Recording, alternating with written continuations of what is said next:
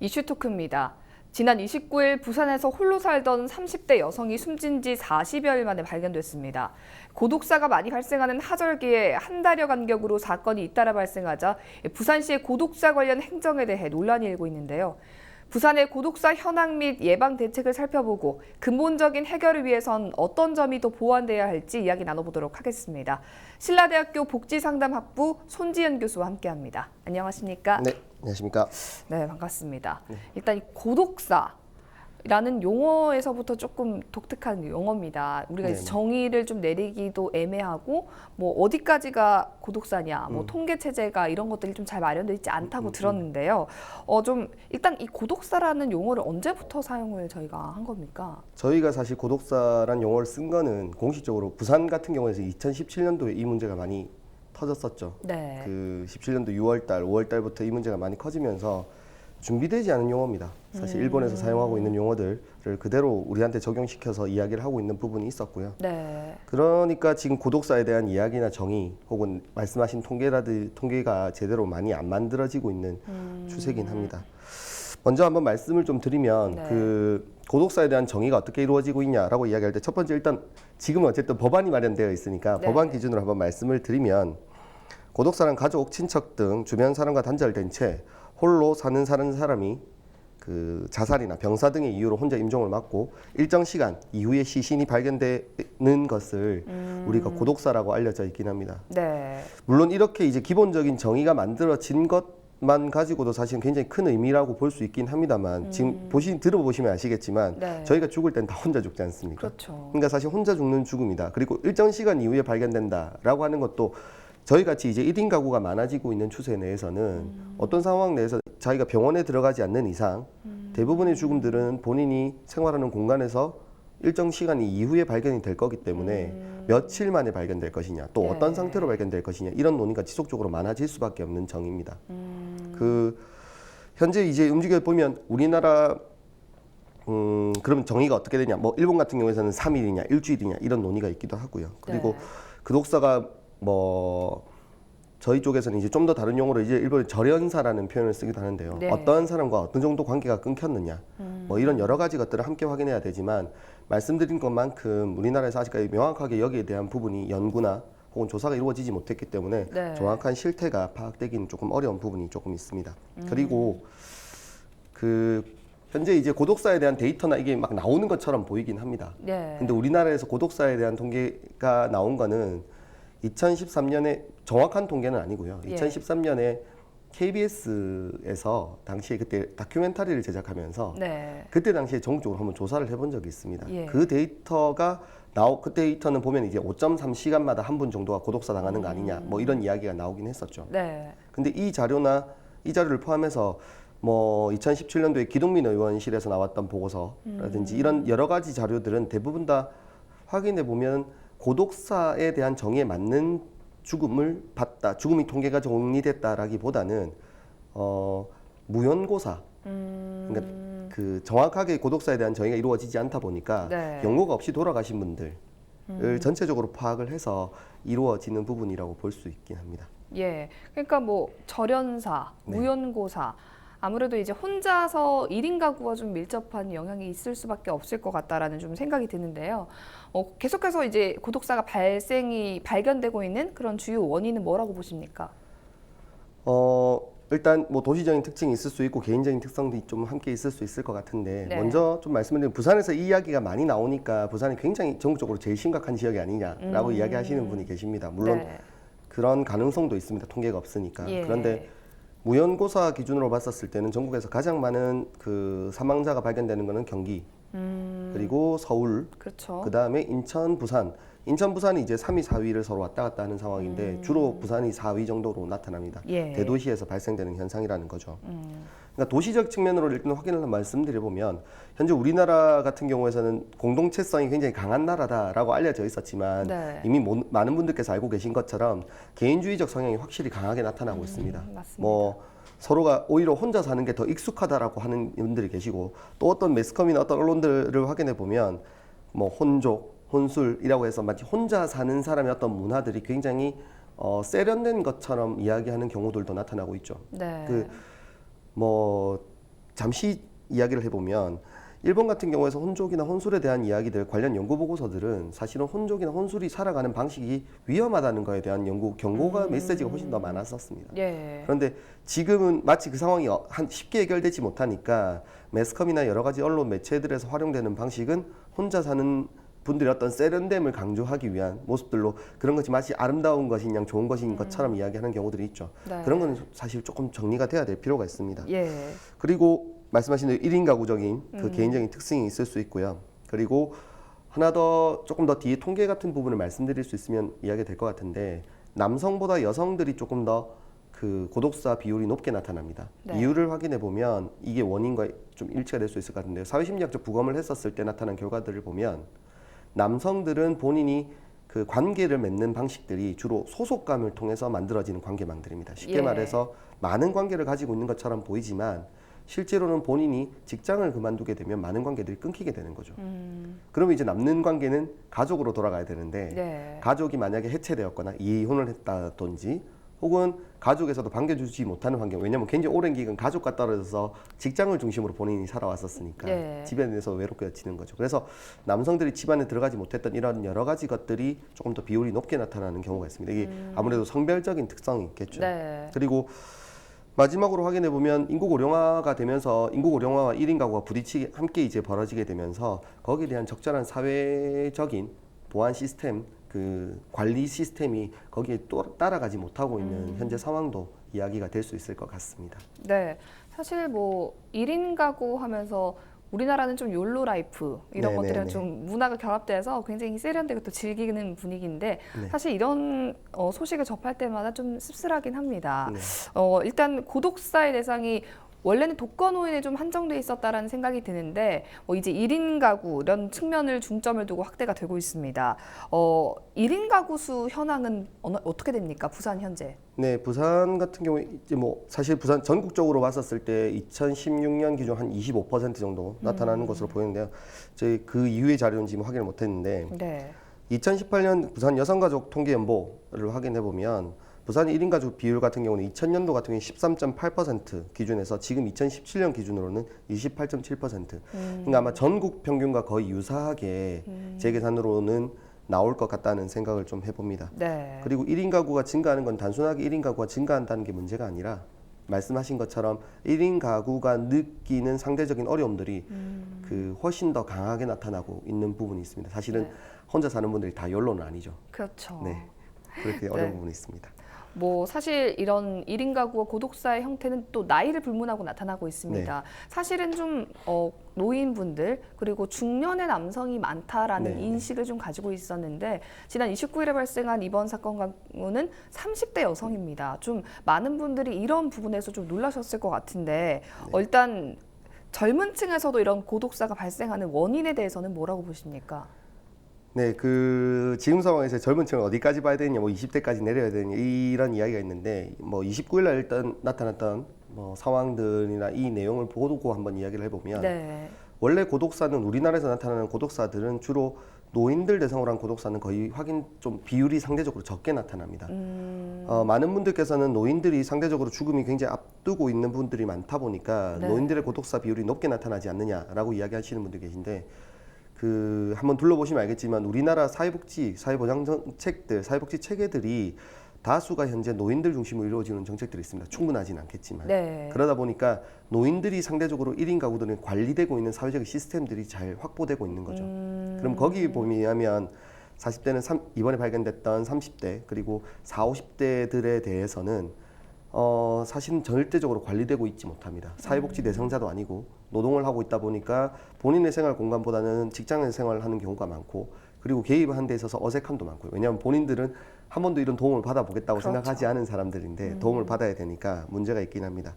30대 이번에 그 30대 여성분 같은 경우에서는 사실은 사후 검증이 이제 조금 더 충분히 이루어지고 나서 예. 나야 그분의 상황이 어땠었고 우리나라 그 30대 비율이 가지고 있는 어떤 30대가 가지고 있는 외로움 네. 혹은 고독감에 대해서 어떻게 접근하고 어떻게 이해해야 될 것인가 조금 더 나타날 수 있을 것 같긴 합니다. 네. 다만 아시겠지만 조금 더 연령은 점점 더 혼자 사는 연령들이 어려지고 있으니까 네. 20대 뭐 점점 더 1인 가구 비율이 어려지고 있는 우리 추세로 봤었을 때는 뭐 확대 그리고 좀 거기 20대까지 이어진 30대에서 30대가 이제 확인되기 시작했으니까 30대와 20대까지를 함께 고민할 수 있는 1인 가구 네. 대비한 정책들 변화가 조금 폭이 넓어지는 정책들 변화가 필요할 거라고 생각은 듭니다. 계속해서 어떻게 일단 증가되고 있는 추세는 확실한가요?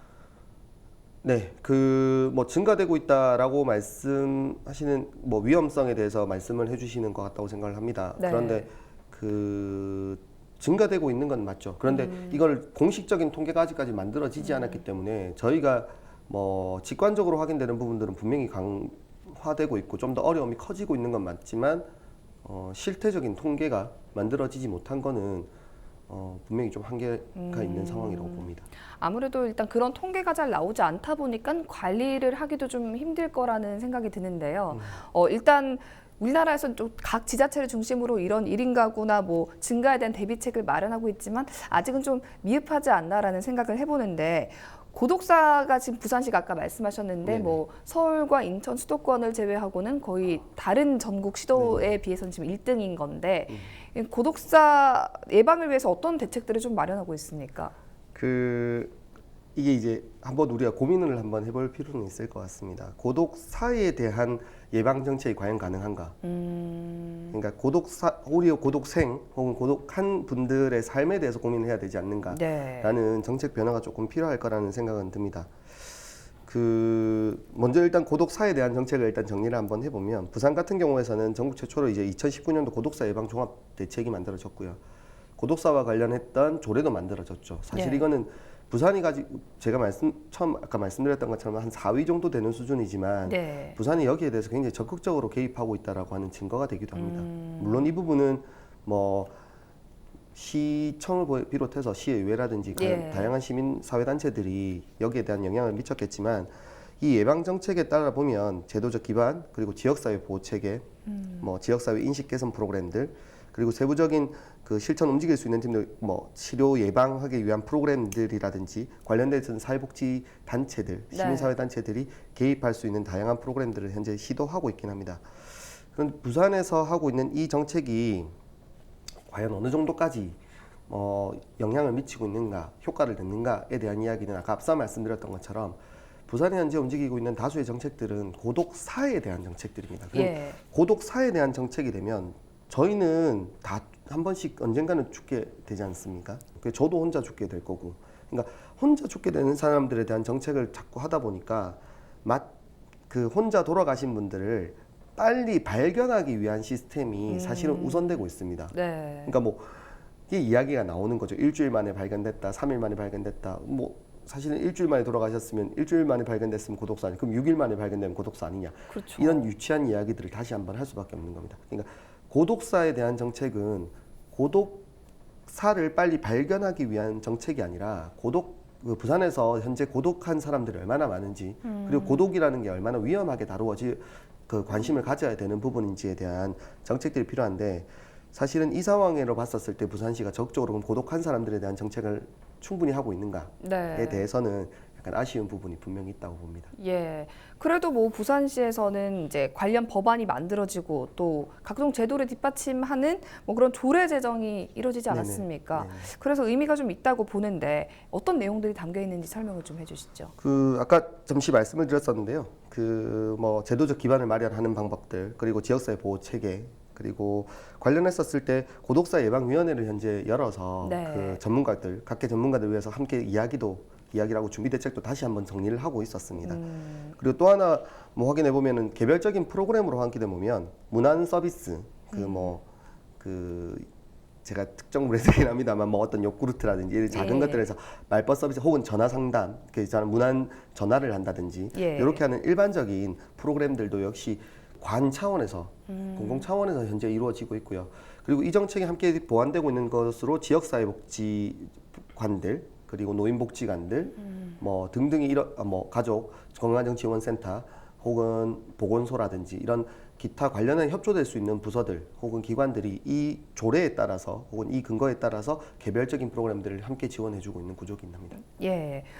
부산시에서는 최근에 이 고독사 예방팀을 가족정책팀에 흑수통합해서 이제 이 고독사 문제를 복지 차원이 아니라 가족 차원의 문제로 다뤄서 이제 예방을 하겠다 이렇게 밝혔습니다. 이 부분에 대해서 교수님께서는 어떻게 보십니까? 아무래도 이 이야기가 제일 좀 많이 나오는 것 중에 하나더라고요. 근데 고독사에 대한 이게 일단 기본적으로 좀 정리가 좀 필요합니다. 시의 입장에서는 고독사 예방팀의 3인이었다가 지금 이제 가족정책팀으로 넘어가면서 5인 정도가 함께 움직여지기 때문에 좀 더 크지 않느냐라는 이야기를 하고 있는데, 제일 중요한 건 사실은 고독사 예방팀이나 고독사 전담팀의 유무가 아닙니다. 이건 한번 확인해 볼 필요가 있는데요.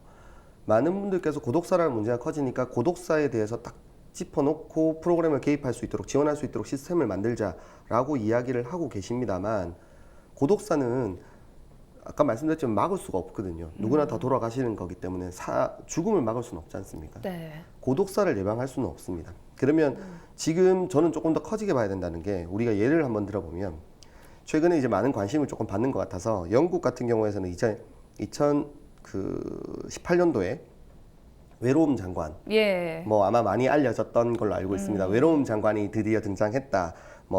트레이시 크라우치 장관으로 알고 있는데요. 아마 외로움 장관이 등장했기 때문에 외로움에 대한 정책이 있었다라고 이야기하고 있고요.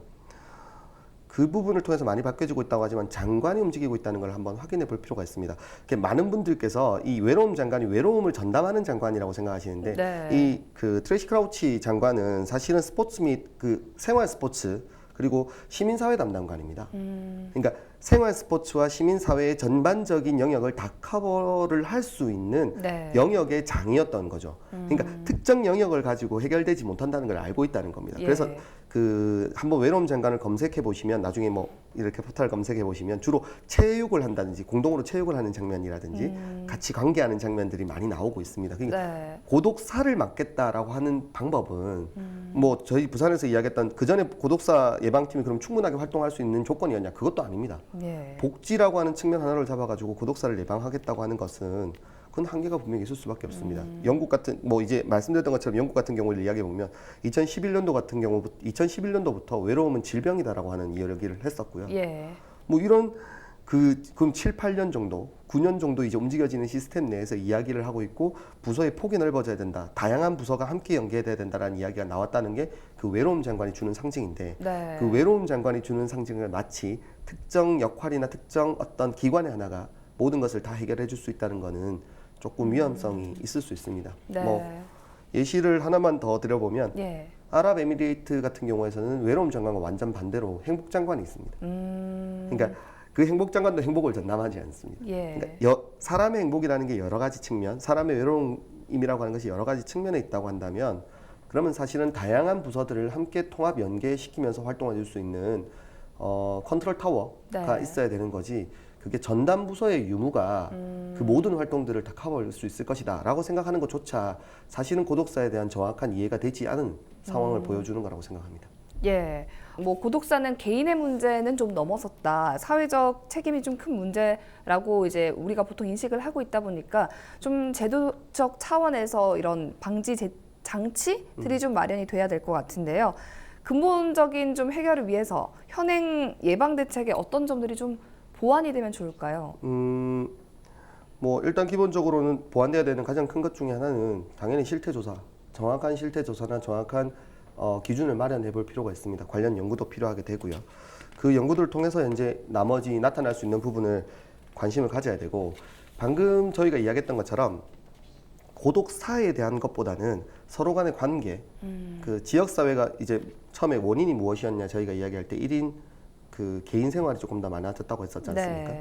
네. 그 개인 생활에 대한 어떤 그 지원이나 관심을 가지는 것보다 사실은 전체가 함께 움직여야 되는 것, 특히 지역사회 중심으로 개인들이 서로 간의 공감대를 만들어낼 수 있는 공동체성 강화를 위한 다양한 지원들, 그리고 관련된 아까 말씀드렸던 것처럼 관련된 연구, 그리고 관련된 부서 간의 개편, 연계 협력을 할 수 있는 구조도 현재 필요하다고 보여집니다. 그런 식의 특정 영역이 아니라 포괄적인 영역에 대한 접근 방법을 고려할 수 있는 고민들이 이제 이루어져야 된다라고 봅니다. 예, 말씀하신 것 중에 이제 고독한 생 자체를 예방해야 된다라는 이야기가 가장 좀 인상에 남습니다. 1인 가구에 계시는 분들도 개인 모두 의지를 갖고 좀 사회적 관계에 좀 더 동참해야 되지 않나 이런 생각을 해보면서 오늘 이슈토크 마칩니다. 함께 해주셔서 고맙습니다. 수고하셨습니다.